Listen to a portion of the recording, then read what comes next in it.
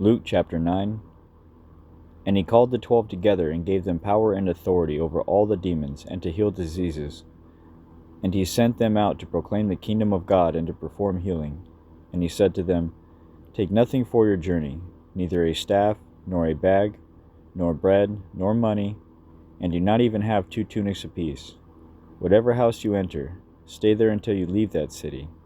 And as for those who do not receive you, as you go out from that city, shake the dust off your feet as a testimony against them. Departing, they began going throughout the villages, preaching the gospel and healing everywhere. Now Herod the Tetrarch heard of all that was happening, and he was greatly perplexed, because it was said by some that John had risen from the dead, and by some that Elijah had appeared, and by others that one of the prophets of old had risen again. Herod said, I myself had John beheaded, but who is this man about whom I hear such things? And he kept trying to see him.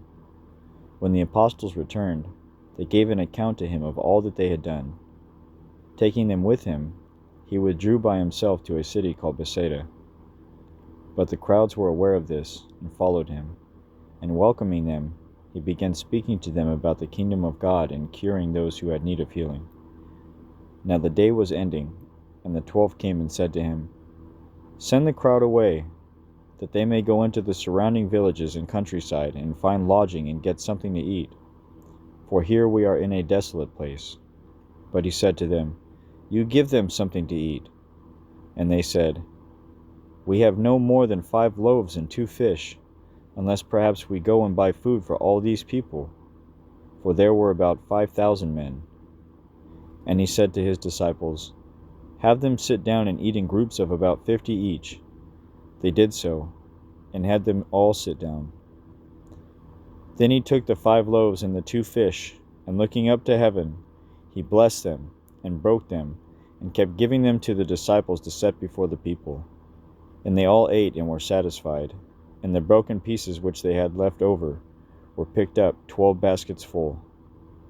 And it happened that while he was praying alone, the disciples were with him, and he questioned them, saying, Who do the people say that I am? They answered and said, John the Baptist, and others say Elijah, but others that one of the prophets of old has risen again. And he said to them, But who do you say that I am? And Peter answered and said, The Christ of God. But he warned them and instructed them not to tell this to anyone, saying, The Son of Man must suffer many things and be rejected by the elders and chief priests and scribes, and be killed and raised up on the 3rd day. And he was saying to them all, If anyone wishes to come after me, he must deny himself and take up his cross daily and follow me. For whoever wishes to save his life will lose it, but whoever loses his life for my sake, he is the one who will save it. For what is a man profited if he gains the whole world and loses or forfeits himself? For whoever is ashamed of me and my words, the Son of Man will be ashamed of him when he comes in his glory, and the glory of the Father and of the holy angels. But I say to you truthfully, there are some of those standing here who will not taste death until they see the kingdom of God. Some 8 days after these sayings, he took along Peter and John and James, and went up on the mountain to pray. And while he was praying, the appearance of his face became different, and his clothing became white and gleaming. And behold, 2 men were talking with him, and they were Moses and Elijah, who, appearing in glory, were speaking of his departure which he was about to accomplish at Jerusalem. Now Peter and his companions had been overcome with sleep, and when they were fully awake, they saw his glory, and the 2 men standing with him. And as these were leaving him, Peter said to Jesus, Master, it is good for us to be here. Let us make 3 tabernacles, one for you, and one for Moses, and one for Elijah, not realizing what he was saying. While he was saying this, a cloud formed and began to overshadow them, and they were afraid as they entered the cloud. Then a voice came out of the cloud, saying, This is my Son, my chosen one. Listen to him. And when the voice had spoken, Jesus was found alone.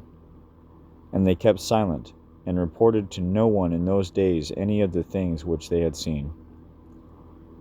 On the next day, when they came down from the mountain, a large crowd met him, and a man from the crowd shouted, saying, "Teacher, I beg you to look at my son, for he is my only boy, and a spirit seizes him, and he suddenly screams, and it throws him into a convulsion with foaming at the mouth, and only with difficulty does it leave him, mauling him as it leaves. I begged your disciples to cast it out, and they could not." And Jesus answered and said, "You unbelieving and perverted generation, how long shall I be with you and put up with you? Bring your son here."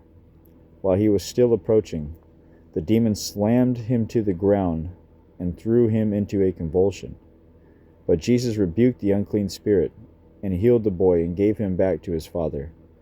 And they were all amazed at the greatness of God. But while everyone was marveling at all that he was doing, he said to his disciples, "Let these words sink into your ears, for the Son of Man is going to be delivered into the hands of men." But they did not understand the statement, and it was concealed from them so that they would not perceive it. And they were afraid to ask him about this statement. An argument started among them as to which one of them might be the greatest. But Jesus, knowing what they were thinking in their heart, took a child and stood him by his side, and said to them, "Whoever receives this child in my name receives me, and whoever receives me receives him who sent me.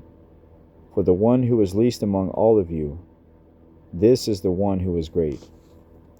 John answered and said, "Master, we saw someone casting out demons in your name, and we tried to prevent him because he does not follow along with us." But Jesus said to him, "Do not hinder him, for he who is not against you is for you." When the days were approaching for his ascension, he was determined to go to Jerusalem. And he sent messengers on ahead of him, and they went and entered the village of the Samaritans to make arrangements for him. But they did not receive him, because he was traveling toward Jerusalem. When his disciples James and John saw this, they said, "Lord, do you want us to command fire to come down from heaven and consume them?" But he turned and rebuked them and said, "You do not know what kind of spirit you are of. For the Son of Man did not come to destroy men's lives, but to save them." And they went on to another village. As they were going along the road, someone said to him, "I will follow you wherever you go." And Jesus said to him, "The foxes have holes and the birds of the air have nests, but the Son of Man has nowhere to lay his head." And he said to another, "Follow me." But he said, "Lord, permit me first to go and bury my father." But he said to him, "Allow the dead to bury their own dead. But as for you, go and proclaim everywhere the kingdom of God." Another also said, "I will follow you, Lord, but first permit me to say goodbye to those at home." But Jesus said to him, "No one, after putting his hand to the plow and looking back, is fit for the kingdom of God." Luke chapter 9. I read because I need it in my life. I get a sense of fulfillment from doing this. And I also believe it's the right thing to do. It's the most difficult thing I've had to do. And it blesses me with a lot of knowledge of reading these chapters. Thank you for listening.